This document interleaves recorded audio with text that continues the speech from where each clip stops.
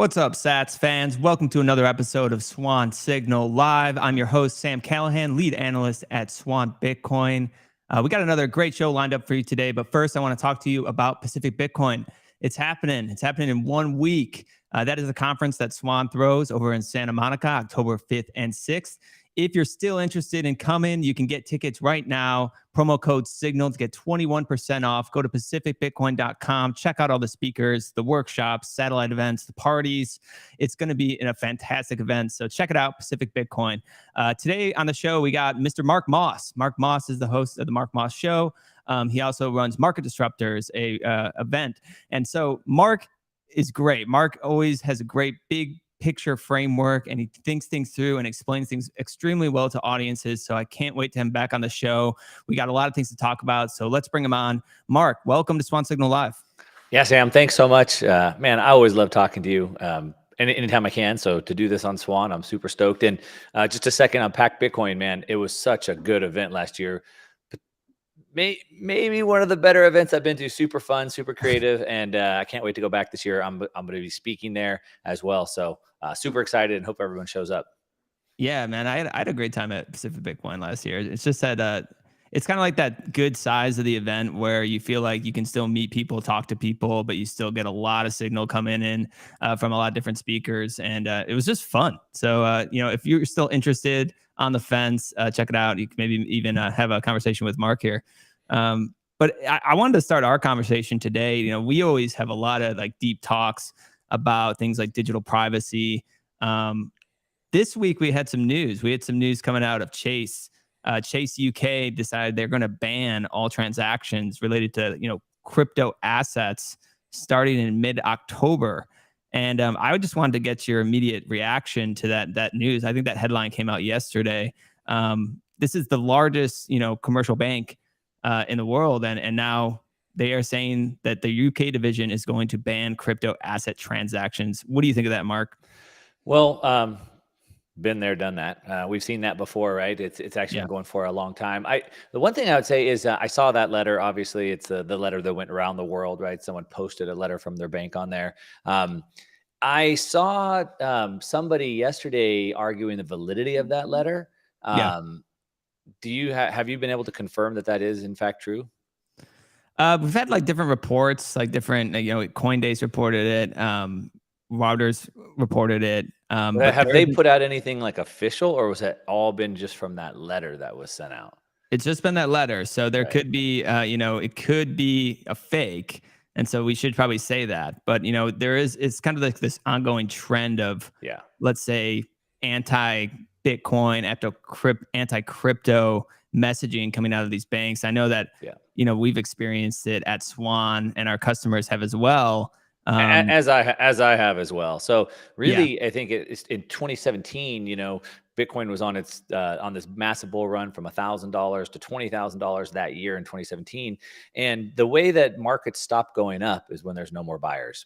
And so in 2017, most of the buyers had gotten sucked into the market, but at the same time as it exhausted almost all new buyers in a coordinated effort, you saw Facebook and Google both ban all advertising. So then nobody could hear about it. So how could you bring in new buyers? And simultaneously, the banks did something similar where they cut off all transactions to cryptocurrency exchanges, credit cards, cut off access to crypto exchanges and things like that. And so no new buyers could come in. No one could hear about it. No one could get money in. So we saw that back then. I've been told by my bank many times, as a matter of fact, I still have a bank in Puerto Rico that will not let me send money to anything related to Bitcoin exchanges. So that's been there. That's fine. I just send it to a different bank and then transfer it, or I send it to my brokerage. And I transfer my brokerage. So there's ways around it, but this is nothing new. What I would say though is what I look for, the signal I look for is the directionality of things. And so are things getting, better or worse in this regard? And it seems like this, if you want to call it Operation Choke Point or whatever, it seems like it is picking up steam. It's been around for a long time. It's been around since 2017 that I know of. It's obviously gotten worse. I know with the Bitcoin Opportunity Fund, which I'm a partner in, because we had the word Bitcoin in the name, we had we had problems receiving money from our investors because they couldn't get their money wired to our bank I use a payment service called Veeam that I use to pay my contractors around the world. And I've been using them for a couple of years. So I send out payments every other week or sometimes weekly. For years, I've done this. And I brought on a new contractor, and the name of their LLC had the word Bitcoin in the LLC. And we tried to send a payment, and Veeam cut off our entire account. Wow. Not just block that payment. They said, we can no longer work with you anymore. So that was a pretty big deal. We went back and forth with them. We got it resolved, and they actually opened our account back up and allowed us. But so back to, I'm looking at directionality. And so, this seems to be picking up steam. Not only just, like I said, in the US banks, payment providers like Veeam, now we're seeing it in the UK, to your point as well. And the theme or the trend that I'm picking up on is happening globally, but it's getting very, very hot over in Europe, right? Where they're passing all types of bills, like the Mika bill, for example. They want to pass all types of like travel bills, know your customer type bills on crypto assets. And so they're taking a very, very, very harsh stance. And so this doesn't really surprise me. It seems like one more piece that's being added into this sort of choke point, if you will. Yeah. And if you so the thing about, say, Chase too, is that they've been developing their own like internal JP Morgan coin, JPM coin for like 4 years now. And it seems to be still in development. Like in July, they announced that they will settle euro payments. And then you have like Citigroup coming out saying the same thing, like, hey, we have these like coins. What do you think of those like commercial bank coins? Do you think those are like pseudo CBDC type vehicles? Do you think that this actions against Bitcoin or censoring Bitcoin is related to kind of eventually pushing their own product, which is a JPM coin, or their own like commercial bank coin for these different large commercial banks? How do you see that? Do you think this is like a tactical move to kind of reduce the competition that is Bitcoin? Or do you think they're not even thinking about that kind of thing? I mean, obviously, this is a guess at this point, right? This is a little bit of opinion, but I would say they're probably not thinking that far out. I would say that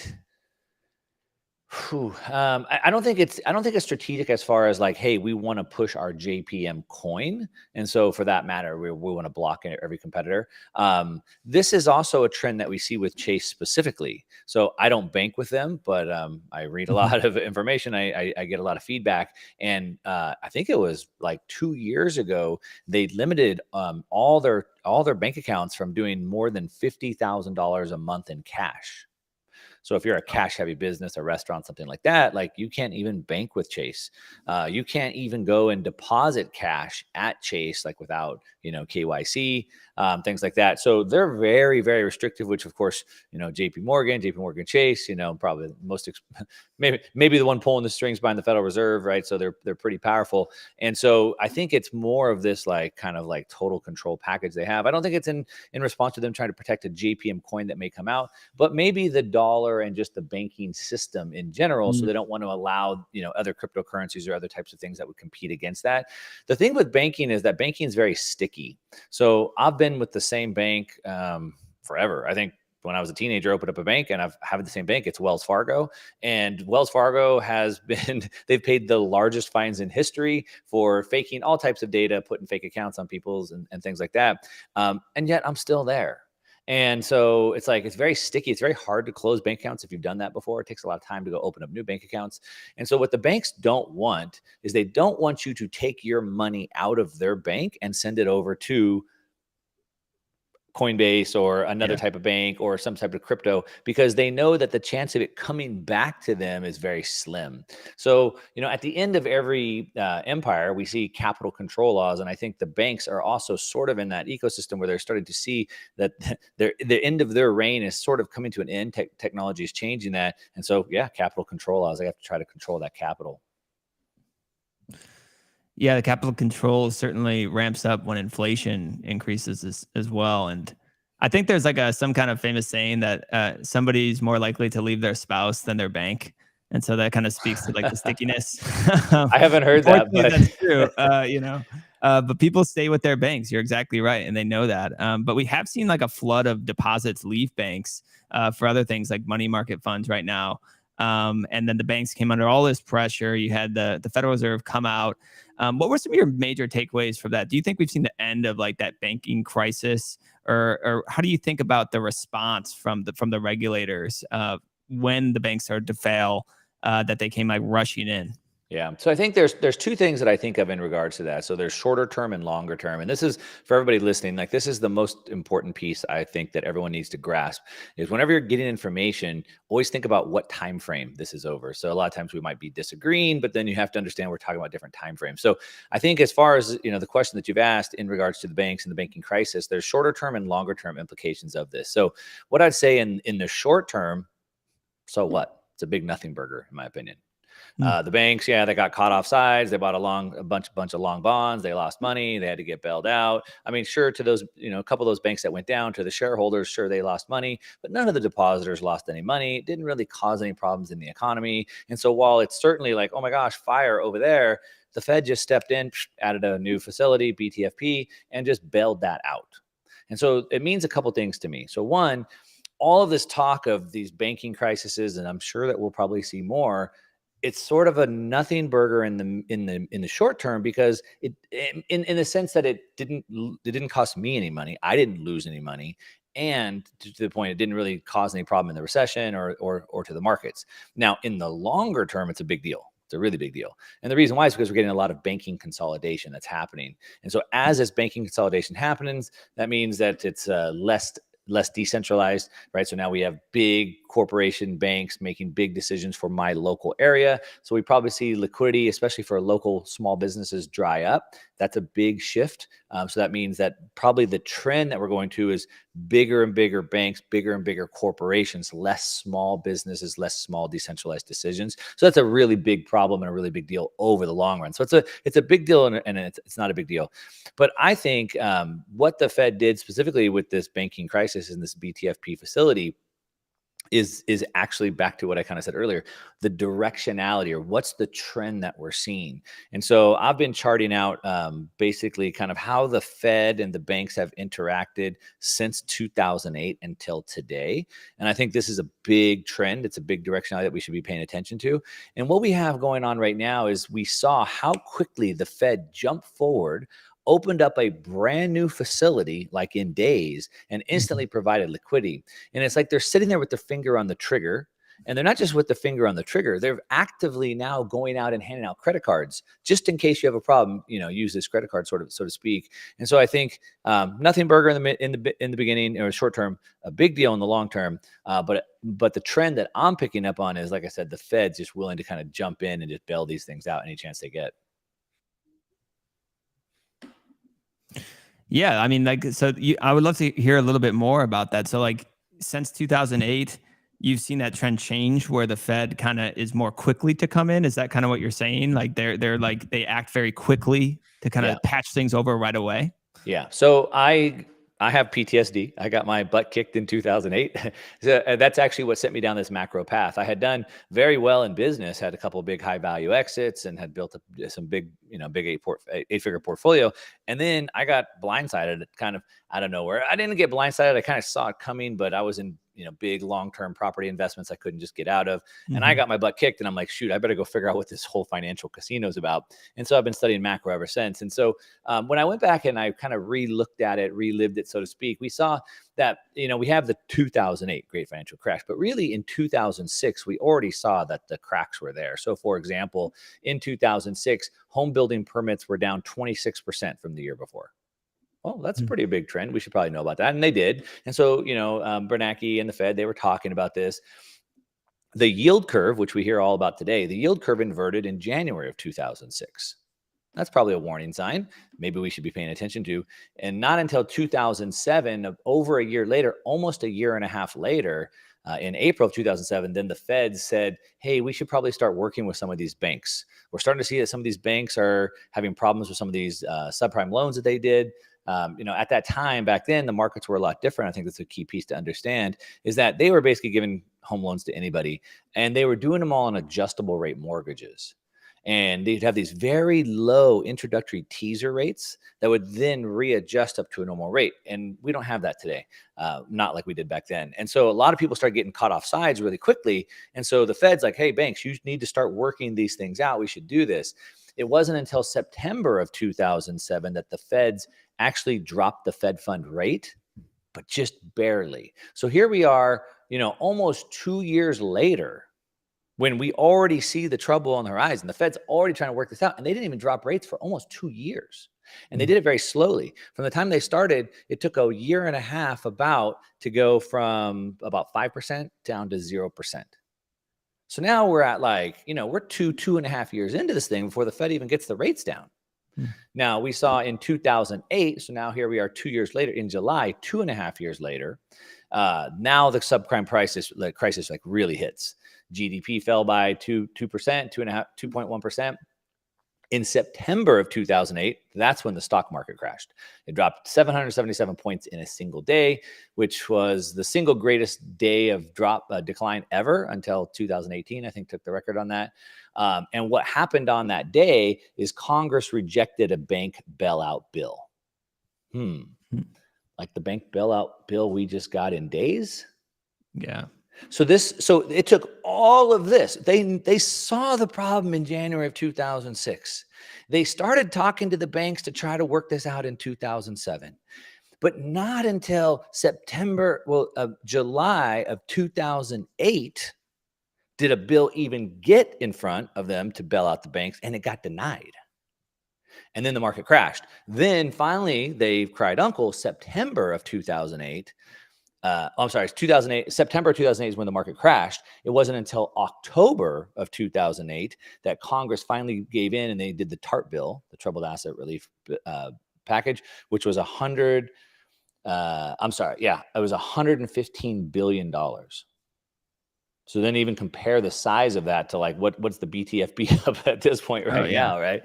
Like 4 or 5 times bigger. And then it wasn't until February of 2009. So now we're over 3 years later that the Fed finally stepped up and put the $787 billion stimulus package together, the stimulus package.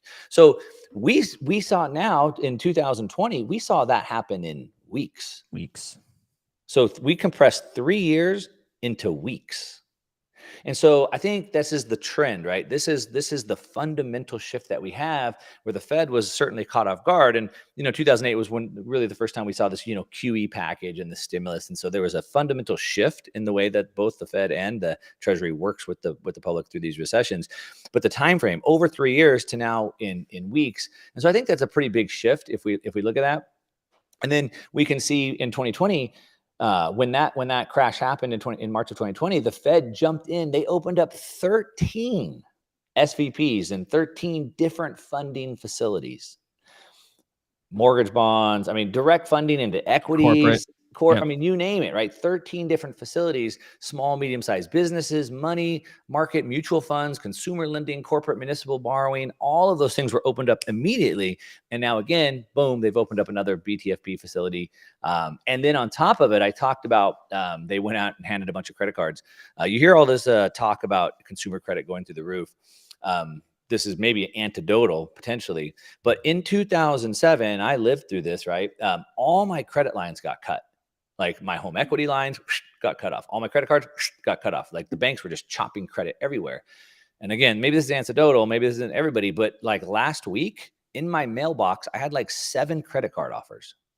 Oh, like, so sure. Like, I'm back then my credit was being cut off, and this was even before the market had crashed, right? This was in 2007. And now they're giving them out. And so the Fed's also giving them out.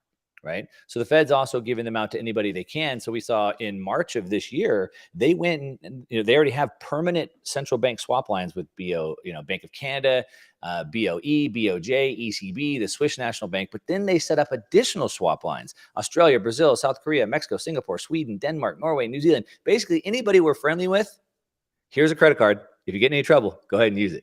Mm-hmm. And so it's not just even the fingers on the trigger. It's like, you have the credit cards. Like, let's just go if you have a problem. Yeah. And it's not just one gun. It seems like they have so many different ones, and they can just create new guns whenever they want to pull the trigger. It's like these new acronyms that kind of pop up. It seems like they're not constrained at all like they were in the past. Like the Fed just kind of does what it does. We have to do this for financial stability. They create some acronym, and there isn't that much uproar. Like there isn't any like headlines like in the Wall Street Journal or something really saying like, why are we doing this? Why are we printing, all this money to do these programs, yada, yada, yada, like there was in 2008. And what are some of like the long-term consequences of that? Because, Bitcoiners and a lot of market participants, there seems to be a consensus that, they'll have to, they'll have to cut rates. The dollar is going to be inflated away really quickly here. But maybe are they underestimating how long these central bankers can kind of keep this, circus running in terms of all these different programs they can just create whenever they want? Like, are they underestimating that? That's my belief, right? So in 2008, now this was before I went down the macro rabbit hole. This was before the first thing I did is I learned about the fiat money system, and I became a gold bug. But before I had learned about the fiat money system and became a gold bug, I remember them pushing this TARP package, $787 billion, which, man, we're so desensitized to numbers today that like sounds like nothing. Yeah, right? they didn't want to go to a trillion back then because it would piss people off. Yeah, but people were pissed. I remember the pitchforks, and I remember like, no, you can't do this. Like it's gonna be so bad, right? And all these things. And today, I'm just kind of like, so just throw another shrimp on the Barbie. Like let's just get this thing done with. But I think when I look at like the first book that I read that like really changed my perspective was a book from Harry Dent Jr. and it was called The Great Bubble Boom Ahead. And it was like forecasting 2006 to 2009. And I've read like 5 of Harry Dent's books. He spoke at my conference. He's been on my show many times. I believe his research is correct. That's why I read his books and I listen to him. I believe his assumptions to that are wrong. And so we have these, the Peter Schiffs and the Mike Maloney's and the Harry Dent Juniors calling for this market crash because their research is right, but they fail to the point that you brought up. They fail to recognize or even realize how many tricks the Fed has up their sleeve, and not just the Fed, the central bankers. And so I think, every time we think they can't do anything else, every time they're backed into a corner, they figure out another way. And this isn't good by any means. I'm not like advocating for this at all. Obviously, I was a gold bug. I'm a sound money advocate. I'm a Bitcoiner.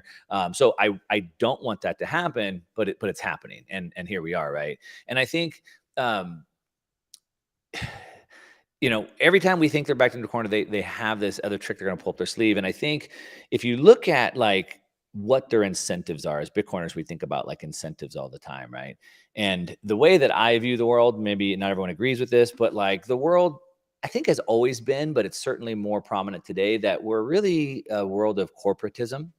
If you want to call it corporatism or fascism or, something like that, where basically we have the businesses and the bankers kind of running the world, right? So the big business and the government and the bankers have like all come together, right?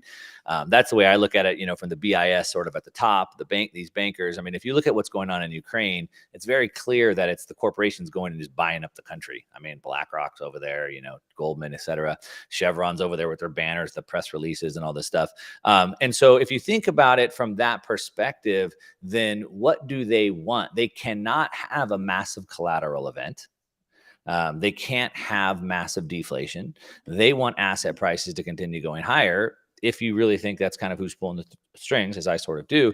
And so then my opinion is that they're going to continue to create more 3-4 letter acronym funding facilities. They're going to continue doing that. They're going to continue to pull more accounting tricks. They're going to continue to put more stuff off book, off balance. I put a tweet out the other day and it was like 2008 and it showed a man walking. 2020 was an airplane.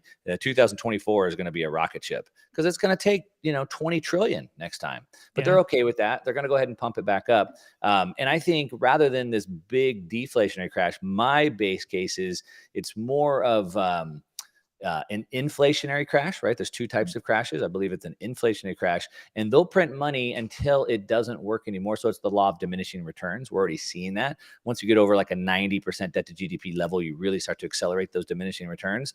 And it just works less and less and less and less until it doesn't work anymore. Yeah. Well, it's diminishing returns because as the debt gets bigger, more of that printed money goes to existing debt. Paying off existing debt doesn't go into any kind of productive endeavors in the real economy. So you get a less bang for your buck. And now we're at like over 120% debt to GDP. But they're going to continue to kind of inflate this bubble, as you said. What are some potential pins that could, stop them? I mean, can they just get away with this, you think, each acronym? Or do you think there's something that could cause, a deflationary bubble? People are looking at China right now. They're really afraid. People are looking at recessionary indicators coming out of Europe. And there's always kind of these fears. They're going, oh, this can't continue. But at the same time, 2023 has been, pretty good. They've gotten that, so-called soft landing, so to speak. I don't really Yeah. believe that we're going to get that, but we have kind of experienced that so far to date.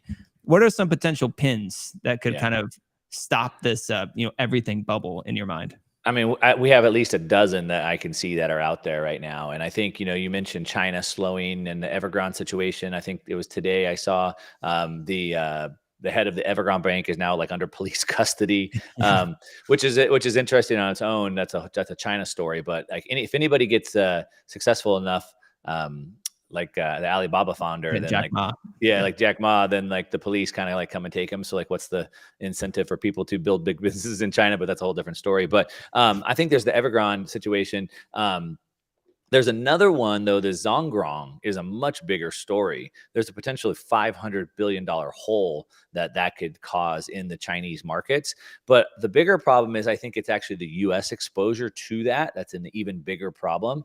And then where I just think, and these are just potential pinpricks, but like obviously we're in a very adversarial situation with Russia and China, specifically China. China, was at the BRICS meeting in August, and President Xi and the leaders from China that were there were recommending nations to start trading their own currencies, to drop the dollar in their currency trade in their trading. And he also said that he wants the BRICS nations to be able to rise up and challenge the G7. So it's a big shift. It's no longer a collaborative. It's now a competitive landscape. He said we need to rise up and challenge the G7. I think that was pretty big. And then he didn't go to the G20. He's like, screw you guys. I'm doing my own thing. Good luck, right? And now Biden went to the G20 and basically challenged the Belt and Road Initiative. He said, hey, all you nations in Africa, forget China and their Belt and Road Initiative. Come work with us instead. And so now we're starting to see this like adversarial world. And so like potentially this is a pinprick that could be out there. Xi and the PBOC or the CCP looks at this Zongrong situation or Evergrande situation and says, this is going to cause way more harm and damage to the US than it is China. So just let it happen. Why do we need to bail it out? Can you explain the Zongrong situation a little bit more? Like, I think people are very familiar with Evergrande and what's going on there, but maybe not a lot of people are familiar with the Zongrong situation. Yeah, I sure can. I did a video on it just a week or two ago. Let me just pull up my notes. I can give you some specifics on it. Yeah. So it's basically it's a shadow bank. From without looking at my notes, it's a shadow bank in China that was meant to be in like the wealth management area. So lots of wealthy Chinese citizens have given them their money, but really it turned out to be like an FTX style Ponzi scheme where they were basically taking all of this money and instead of putting it into like wealth products where they'd be in bonds and treasuries and companies, things like that, they were literally just taking it just like FTX and using it for their own speculative bets. But because there's like no transparency and there's really no regulation in China for a lot of these big companies, they got away with it for a really, really long time. And now, just like with FTX, they took the customer funds, they traded in their own speculative bets, and they pretty much lost all the money. Wow. And estimates are that the hole is somewhere between 2 to 500 billion. We don't really know because there's no transparency. And the Chinese regulators are so far behind the ball on this that now they've stepped in and they're trying to figure this out. They're trying to regulate it, trying to kind of rein this in. But from what I've been able to uncover on my own research, they haven't really been able to figure out the total size of that. But we know that there's lots and lots and lots of U.S. liability to that. And so that's where it sort of looks like if that goes down, it could be a bigger problem for the U.S. financial markets than it would be for China. Like most of the Chinese people don't invest into companies like that. It's the US that puts the money into it, and it's the pensioners that have their money into that, right? And so that's sort of the high level without trying to pull up my notes on it. No, that was helpful. I mean, 500 billion, that's a big hole. And then whenever there's leverage, there's always interconnectedness, right? There's always contagion. that can kind of trickle back into the Yeah. U.S. financial markets as So, well. so that's one potential pinprick. I mean, there's a bunch of them. There's landmines everywhere. I Yeah. think another potential pinprick that we're seeing, and something that I'm picking up on, is there's this battle really between multiple factions. As Bitcoiners, we've probably all heard a million times, Bitcoin will never succeed because they will never give up control over money. But who are they? Is it the Jamie Dimon and the New York Fed doesn't want to cede control of the dollar to the ECB and euro? Or is it the PBOC, or is it the BOJ? Like who are they? Like nobody wants to give up control over money. And so we sort of see this warring faction going on. Evident. I've been talking about this for about a year now, I think, but it seems to be becoming more and more evident, where you have basically the Fed and the Treasury are at odds here. Yeah. And the Fed is trying to, it looks like to me, trying to restore some strength back into the dollar. And it makes sense, right? Like Jamie Dimon and the New York Fed, depending on what your views are on the Fed and the banking structure, and that's a whole nother rabbit hole to go into, but they don't want to give up control over the dollar. They want the dollar to remain the currency. They want to be able to print that as long as they can. And so they can't just go, which is why they've turned down some of these calls to fund like this GOP, 26 climate bill of what they want $150 trillion. And it was June of 2021 when Jerome Powell told Christine Lagarde after they got out of the meeting, he's like, look, we're not printing that money. We're not giving that to you. Our mandate is not clean or green energy. And you can see that today. It seems like they're trying to kind of restore some sort of balance back to the US dollar, but the fiscal, the treasury, the fiscal side is spending like crazy. And so I think that battle could continue to heat up, and maybe and this is another talk about the Fed, but I think the Fed paused right last month. And Yeah. I think what I'm thinking is that they realize, or Jerome Powell realizes, like most of this inflation is out of our control. It's coming from oil, right? And like the energy markets are out of control. There's nothing we can do. No, we can't reduce demand enough to offset that. And then the other thing is that it's not you and I spending the money. It's the fiscal spending that's causing the problem, and they can't stop that. But it seems like there's like this power struggle to do that. So anyway, that's another potential pinprick that I could see happening as well. I think as far as I mean, everyone's talking about the commercial real estate mortgage, like 2.9 or $2.2 trillion in commercial real estate mortgage backed securities that are mostly with regional banks. That's a big problem. Yep. For me, I'm like, man, I've already seen this game before. We saw it in 2008. We saw it in 2020. The Fed just says, give me those bonds. I'll just stick them over here and I'll make you whole. Now, a lot of those regional banks could go under because of this. And that's kind of what we talked about earlier. So like, that's a big deal in the longer term. That's going to continue to restrict credit. So that's like a big long-term deal we have to worry about. But in the short term, I don't know if that's going to crash the markets. I think that's just like a bailout that's happening. So anyway, there's a couple. All those things could be like the inflationary recession, like you mentioned as well. Like, if the Fed can pull on its interest rate lever, but it's not going to stop these other problems like the fiscal spending, like you mentioned, and like oil. Oil just topped like $94 a barrel. It's headed towards 100 right now. That's going to throw a wrench into the Fed's inflation fighting mission. And so you have these factors, and the other one is wages. You have all these strikes everywhere, and I don't know if you have any thoughts around that, but you have these, the auto union wage are on a strike right now, demanding 40% increase over 4 years in wages. You have the SAG-AFTRA strike. That's 150,000 workers right there. You have I just saw one that was like a culinaries union that went on strike today. And so you're seeing all these labor strikes. And I saw another chart that said workdays lost due to strikes or walkouts topped 4.1 million, which is the highest since like 2001 and over 20 years. And so what do you think about like this inflationary recession dynamics here? And could we be in this like plateaued situation where inflation plateaus like around 3%, 4%, well above the Fed's 2% target, and they decide to stop because they're like, okay, we're just going to wreck things in terms of financial stability if we keep raising interest rates, and we can't control these other factors? Yeah, so that's basically what I just said, right? I think this pause sort of signals that where like they're like, hey, we can only crush demand so much, but this inflation, and as I've been saying this for a long time, as lots of other people have, it's not a demand side. So you have cost push and demand pull, right? Two types of inflation, which is kind of ridiculous, but that's sort of how they measure it. And it's not coming from the demand side; it was more coming from the supply side. And so if Saudi and OPEC wants to bring the supply side of oil down, the Fed can't lower demand faster than they can bring supply down. If they can make, as I said, you and I broke, but if it's the fiscal spending, and to your point, some of these things, this is what happens when the money's broken, obviously, right? And when they increase the money supply under the Austrian term, that's inflation, inflating the money supply. The effects of that are, prices going up and all these other things, society breaking down, but also people striking at the auto workers striking. And so, is this going to be recession, like a deflationary crash or inflationary crash? Or the way I look at it is, in the United Auto Workers, for example, they're asking for a 40% pay increase. So, and then they want to reduce their hours to 32 hours a week. Yeah, me too. Let's all do that. Sounds great, right?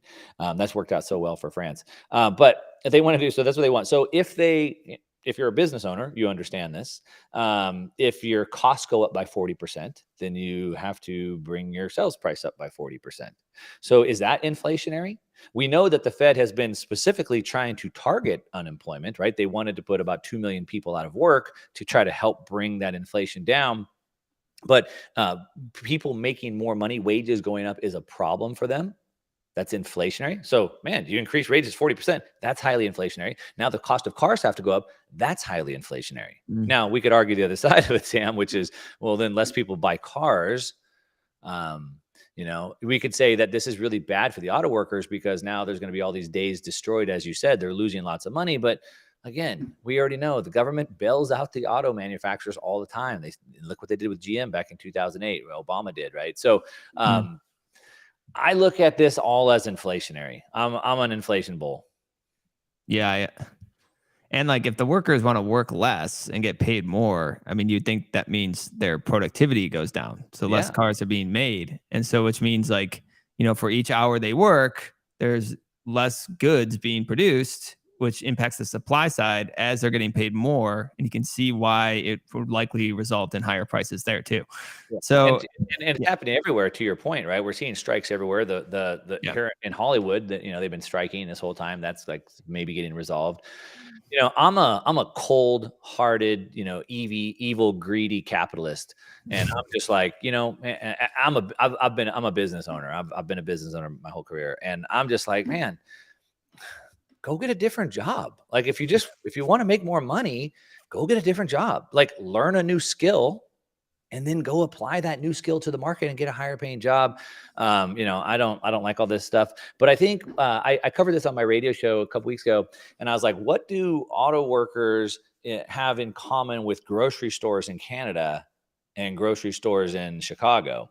And so we see basically a different dynamic, but it's the same root cause. In Canada, prices are so high that now Trudeau's coming out and saying that these evil grocery stores are so greedy, they're charging too much.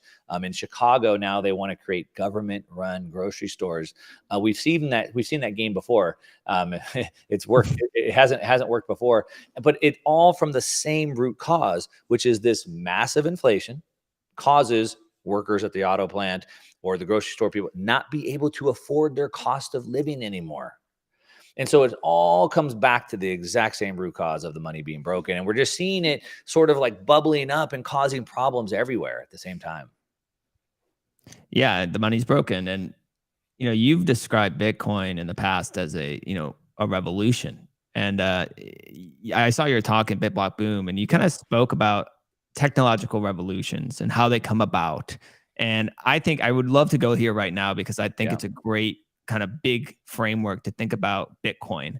And you bring up how technologies, like revolutionary technologies, meaning technologies that kind of create a huge jump in productivity across all aspects of the economy, like think railways, think electricity, think the microchip. Let's just start, like, how do these revolutionary technologies come about, like, in society, and then like maybe relate it back to Bitcoin? Yeah. So what we can see when we study thousands of years of history is we can see it's always technology that changes the world because it changes the way that we work and communicate and organize. And so, I mean, just to give a couple really old examples, one that's been used, most Bitcoiners have probably heard before, but for thousands of years, we had horses, and the Egyptian army would use horses with chariots, and the Roman army would ride horses, but they'd get off the horses to fight. And so we sort of had this like decentralized world. Yeah, we had some big armies, but we sort of had this decentralized force because man gets off a horse and he's no better than me, and man on man. But then we had the invention of the horse stirrup that then allowed a knight to get on a horse and fight from a horse. And then we got massive centralization because you could get one knight could control hundreds of serfs at the same time, and it changed the government landscape, the political landscape, because then we could create this feudal system where you could have a king and a knight, and they can control all these people. But then 500 years later, we had the gunpowder revolution, and now a serf could take out 100 knights with a gun. And then that dropped the feudal system. We sort of went back to this decentralized world. Then we had the industrial revolution, and we went on and on and on. Now, what are these technological revolutions? It's a cluster of technology. So it's not just one new technology, but it's a cluster of technologies that are formed that literally create a new paradigm that changed the world as we know it because of the way that it changes the way that we organize. And so, for example, then we were in the agrarian age, the farm and cottage industry, and then we had the industrial revolution, late 1700s. And it was a combination of technologies, of machines and machine power, that now machines could do the work of 5,000 men. And it created this centralization force where everybody moved into the cities to work on these factories. The one that I use at BitBlock Boom that people are familiar with is I was talking about like the automobile boom. So in 1908 was a technological revolution, but it wasn't just the automobile. The automobile had already actually been invented before that. But what Henry Ford created was not just the automobile, but he's known for creating the assembly line. So it was the automobile, the assembly line, and fuel and oil, or I'm sorry, oil and oil fuels. So it was the combination of those created this explosion. It changed the way we organize and communicate. So now we could live further because we could drive, we could move stuff around. And because of the assembly line, we could go into mass manufacturing. And this is a really big piece, maybe a rabbit hole I probably won't go down right now. But we can come back to it if you want, because that goes back into it changed the political structure back in 1908. Yeah. And we still have this political structure for that old world that we're not in anymore. Interesting topic. But if we look at that, what's interesting is that it wasn't just the automobile, the mass production of the oil and the oil fuels. It's everything that's created around it. So like the car is cool. It sits in my yard, but I can't drive it because there's no roads and there's no gas stations and there's no tires or any of that. And you're like, okay, cool. Then just go build some roads. Okay, great. What does it take to build roads? You need like Caterpillar tractors. Great. Well, who's going to design that? Who's going to make the rubber for the track on the Caterpillar tractor? Who's going to make the transistor? Who's going to make the alternator for like, there's all these things that have to happen just to even make the tractor to even go plow the road, to even make the road. Or think about a gas station. Oh yeah, just go make some gas stations. But like, think about how many thousands of pieces of technology are in a gas station. Like who makes the rubber cover on the pump, or who makes the thing that goes into the tank to measure it, or who came up with the pressurized system to transfer the gas from the truck to like, there's all of these things. And so what happens is technological revolutions, not only do they change the paradigm, change the world, but they create financial markets. Okay. And this is a key piece that I want to hit on, because if you look at 1908 automobiles, 1971 was the age of the microprocessor, which brought us telecommunications and the internet. And think about that. So because we got a microprocessor, it allowed us personal computers. Once we had personal computers, it allowed us to scale telecommunications and the internet. All of this has been created. Think about I don't even know, millions, trillions of companies and new technologies that have been created in the last 50 years around computers, telecom, and internet, right? But the point is if you look back, the last 50 years in financial markets have mostly been driven by tech, telecom, and internet. The 50 years in the markets before that were really dominated by Ford, GM, GE, and manufacturing like that. Before that, financial markets were really dominated by oil, steel, and things like that. And so I believe we're going into this next technological revolution, which will also drive financial markets for the next 50 years. And it's really Bitcoin sort of at the ecosystem, and I call it like the decentralized revolution. And so the internet, what happens, one revolution starts running out of steam and the next one starts picking up. And so this internet is the last piece of this last 50-year revolution. And it sort of hit a wall. The internet started out very decentralized. When I started my first internet business in 1999, I had to run my own server in my office. There was no cloud hosting, none of that. But now everything has become centralized. Now everything's on Amazon, and they can just flip the switch off like they did with Parler. And so the internet doesn't serve us anymore. We're being censored everywhere we go. And so it's sort of lost really what it came for.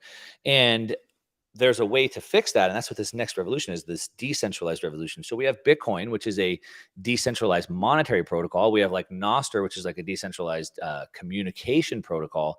And it'll use parts of the internet technology, but then it will help it scale into this next evolution. Because remember, Bitcoin is one piece of technology, but it's the cluster of technologies around it that really build this up. So Bitcoin has a cluster of technologies. You have peer-to-peer, you have time chain, blockchain that it uses. You have like incentive systems. Like there's all these different pieces of what Bitcoin is. And then it can spur all these new things. So just for example, I use like the car as an example. You have the car, but then you have like gas stations. But to get gas stations, I need to get gas into the tanks. I need to measure the tanks. I have to get plastic on the handhold. Bitcoin is also doing that. So just think about this, for example, like Bitcoin right now, we see that it's revolutionizing the energy industry. So in Texas, the grid is sort of being redesigned around Bitcoin, sort of as this like battery system for that.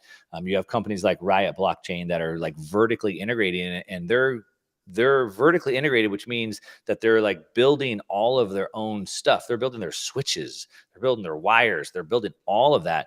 So just think about now we have 4 nations that are starting to mine Bitcoin to help bolster their energy grids. So think about all the technology that will be built around that. So Bitcoin sort of being one piece of technology that will build this technological revolution. So now we're going to get new types of power plants, probably small nuclear reactors. We're going to need new like software for energy management systems. We're going to need new types of racks and cooling systems and switches and routers.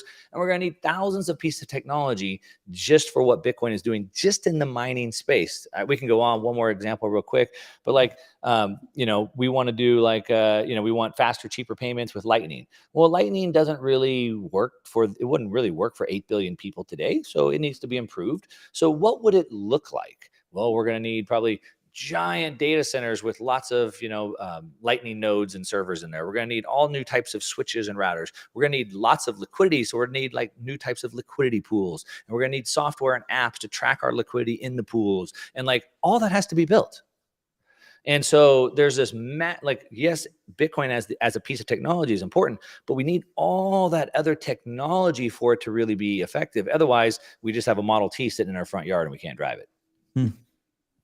Yeah, I mean, it makes so much sense to me. I mean, you have this critical technology. It's Bitcoin. I mean, it's an amazing breakthrough, a technological breakthrough. But you need like products and industries coming together to form this like new constellation to drive that technological revolution forward. And I think about how, if you think about society, if you think about the way people think and the different regulatory frameworks that exist and the institutions that exist, they were all established to kind of handle this old paradigm, this old way of thinking, this old way of doing things. And it just takes time for that to change. And so, they talk about technological revolutions and how in the beginning there's like this mismatch that occurs between the social and regulatory systems and then the technologies, but that over time that improves. But the key factor is entrepreneurship. And so what do you want to see right now in terms for like Bitcoiners? If Bitcoiners are like, how do we actually drive this forward? How do we make like real progress? Yeah. What are some like tips that you have, or what are your some ideas that come to mind of like, how can we push this to the next step? Yeah, that's a great question. I think most Bitcoiners come in and we think about it very defensively. So I'm trying to protect myself from inflation. I'm trying to protect myself from censorship. I'm trying to protect myself from, whatever it may be, chargebacks or whatever it may be, which is important for sure. But that's not going to get us to where we need to go. If we actually want to live in a Bitcoin world, then all of that has to be built. Again, you have a Model T, but you can't drive it anywhere because there's no gas stations or tire places. And so we need to go build all that stuff. And so what I really have been trying to pound the table on is trying to kind of wake people up and specifically people that are going to be at Pack Bitcoin, people that are watching this right now, because we're the Bitcoiners, we're the true believers in any new technology of this diffusion of innovation. It's like this bell curve, and you have the innovators, they're the ones that invented it, and then you have what's called the true believers, and that typically takes about 15% of adoption, and then you sort of have this chasm, which is where this like shift has to happen for the early majority to come in. So right now, we're in this early majority. We're the true believers. We believe in this technology. And if it's not us that's going to go build this and push it forward, then who is? And so that's the sort of the challenge. And so, in a revolution, in like the American Revolution, unfortunately, it's horrible. People die. Lots of people die. We don't have to go die. So luckily we don't have that, but we might have to risk some time, some effort, some energy. We might have to risk some capital to go build this world that we want, if that's the world that we really want. So kind of, you already said it, like we need Bitcoin to be built into all of these things. And some of it just takes time. I talked about in that talk at BitBlock Boom, there's 2 phases of this cycle. And so phase 1 is really about a 20-year cycle where there's 2 types of capital that go into this. One is called financial capital, one is called production capital. And so in the first 20 years, it's really speculators. That's the financial capital. We have to kind of put money up, and the reason why is because there's really no market for it right now. Right? If back to this kind of Model T example, if I go build a gas station, who's going to use the gas station? Like, there's no cars. Like, I'm going to start a tire company. Well, who's going to buy the tires? And so there has to be sort of this speculative capital that goes into the market in the beginning to help it grow. Now, eventually, you have what's called production capital. So today, I can go start a gas station and make money immediately. But what I'm afraid of most Bitcoiners, what I see is that they're like, well, why would I? And that's because I advise some venture capital funds, and I have my Bitcoin Opportunity Fund. And they're like, why would I put money into any venture capital fund, or why would I put money into that fund? Why wouldn't I just buy Bitcoin? And I'm like, well, you absolutely should buy Bitcoin. But if you, as a true believer, won't put money to go build this future, then who's going to do it? And so I would just argue or urge people to, as I said, spend your time, effort, energy, and even your money just to go build this world out. Yeah. Who's going to grow the ecosystem if it's not going to be Bitcoiners? Yeah. And then that's going to be helpful for your Bitcoin long term, right? Well, otherwise you're going to have your 6.25 Bitcoin. You're going to be living on a hill by yourself, and you're never going to be able to spend it because there's nowhere to go spend it. Again, you have the Model T, cool, but you have no roads. And so, we have to go build this out. In each technological revolution, the establishment initially sees it as a threat to their way of living, and they attack it. But then eventually you see them start to embrace it, and you start to see industries kind of converge on this technology, and kind of the old institutions merge with the new institutions, and they all kind of benefit in the long run. I wanted to hear your thoughts, because lately there has been a lot of news from these institutions that seem to be kind of seeing Bitcoin in a different light. Like just last week, you saw Numera had a new like Bitcoin long only fund. You had, obviously BlackRock. You had Deutsche Bank offering crypto, custody services now, and all these different headlines starting to pop up. Do you think that this is a signal that these institutions are starting to kind of come around to this? Oh, this is actually, revolutionary technology that perhaps we have to get on board here. Or do you think that's kind of just them trying to make more money and they don't really see it that way? Like, I want to hear your thoughts around that. Yeah, I think it's important because, as we talked about early on, it's really about this like directionality, like what's the trend, right? And so there's the, often used first they make fun of you, then they fight you, then they join you, kind of a thing. So I think it's sort of that. If I was going to say, I think the majority of it is just driven by greed, right? As humans, we're motivated by 2 things: moving towards pleasure, making money, and moving away from pain. And so they want to make money, they want to move towards pleasure, and so they're trying to jump on the bandwagon. That's my opinion. My a little bit controversial take that most people don't probably agree with is that, again, as humans, because we're very simple, we are only motivated by pain and pleasure. Most of us don't move until either the greed is high enough, but typically till the pain is high enough. So we've probably all had a friend that's, an alcoholic or drug addict, and we want them to get help, but they don't recognize they need help yet. They need to hit rock bottom, as we say, right, before they come up. And so while everyone's looking for, this next financial institution or this ETF to be approved, I don't think that's where the big growth comes from. The big growth comes from the pain. It comes from the need to actually use it, which is why we see all the adoption happening overseas, right? 80% of all Bitcoin transactions under $1,000 are being done in Africa. Right? If you're in Lebanon or Turkey where your money's losing 95% to the US dollar, you want to get out of anything. In the US, like, oh, it's too volatile. They don't have that problem in Lebanon. They're going to get out and get into anything. If you're in North Korea and the government comes and checks your house monthly to see if you have money stashed and there's no way to spend money, you need Bitcoin. If you're a woman in Afghanistan, you can't even get money because the Taliban's checking your bank accounts. You need Bitcoin. And so I think those are the areas that it's going to grow the first.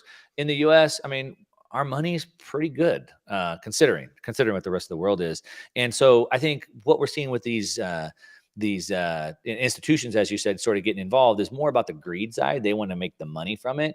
And the reason why I would say that is because they're not really using it for its revolutionary properties. The revolutionary properties of Bitcoin are decentralization, are censorship resistance, right? Like by them custodying it for me, they've gone against the decentralization aspect. They don't want censorship resistant. They want censorship. That's why they have KYC and AML laws and regulations. And so they're not adopting it for the unique attributes of what Bitcoin does. And this is why you see like the Peter Schiffs of the world going, what good is Bitcoin? There's no utility. No, the utility is, how else do you send money digitally without being censored? That's the utility. But the banks aren't adopting it for that purpose. So I would say they're just trying to get it for the NGU, number go up technology, make some money from it. But it's fine. It's fine. That's cool. I think it's a little bit funny, seeing PayPal or Venmo jumping in to offer Bitcoin, because I'm like, don't they know this just gets rid of the need for them? But it's just a Trojan horse, and that's okay. I would love.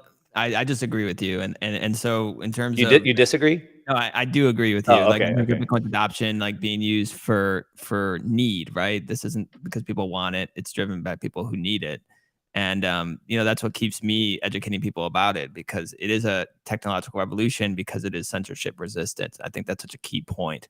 But Mark, we're out of time. I love talking to you, man. And where could people find like some of your work? I wanted to give a shout out to your book too, with Alex Svetsky, the Uncommunist Manifesto. Yeah. I think it's a great book. It's concise, and it's really enlightening for people who maybe are familiar with Marx's work, who maybe agree with it. I think they should read that book. Yeah. But also, where can they find you on the internet if they want to just follow you more and catch up with you? Unfortunately, I've been locked out of my Twitter account for like almost 2 months. I know. So if anybody wants to find me on Twitter, I'm not there currently. But if you know Elon Musk, could you get his ear for me? I'm a KYC paying blue check. They're charging me every month, and they just won't reply. Are you serious? You're still getting charged for that? Yeah, and they're still charging me, but I can't even cancel it because I can't log in and I can't reset my password. So I'm not on Twitter at the moment. But just go to my website, onemarkmoss.com. It's the number one, and you can find all my social media. I make videos all the time on YouTube, so just search Mark Moss on YouTube. Check out that book, Uncommunist Manifesto, and I'll be at Pack Bitcoin. Yeah, man, I'm happy to see you there, and we got to get if you're an accredited investor and you want to get into this entire Bitcoin ecosystem of this technological revolution, check out the Bitcoin-Opportunity.fund. Bitcoin-Opportunity.fund. Yeah, make that capital productive. Yeah. And let's get Mark back on Twitter. I mean, you're streaming right now on Twitter, or X, whatever it is. Elon, if you see this, get Mark. We miss him, so get him back on X. Yeah, if you're listening, just retweet and say, Elon, get Mark back on X. Well, thanks for coming on. I appreciate it, Mark, and we'll have to do it again soon. And I'll see you next week at Pacific Bitcoin. Thanks, Sam. Looking forward to it. All right, guys. Well, like we just said, go to pacificbitcoin.com. You can go there, type promo code SIGNAL, get 21% off your ticket. It's next week, so now's the time to just pull that trigger. If you feel like going, you're not going to regret it. Talk to Bitcoiners in real life. It's always an amazing experience. So check it out, pacificbitcoin.com, promo code SIGNAL, get 21% off. And it's been another great episode. Thank you so much for Mark for coming on. Like, comment, subscribe. Let me know what you think. And check us out next week. We're going to be shooting live from Pacific Bitcoin. So excited once again to be the host of this show. And thank you so much for listening. Cheers.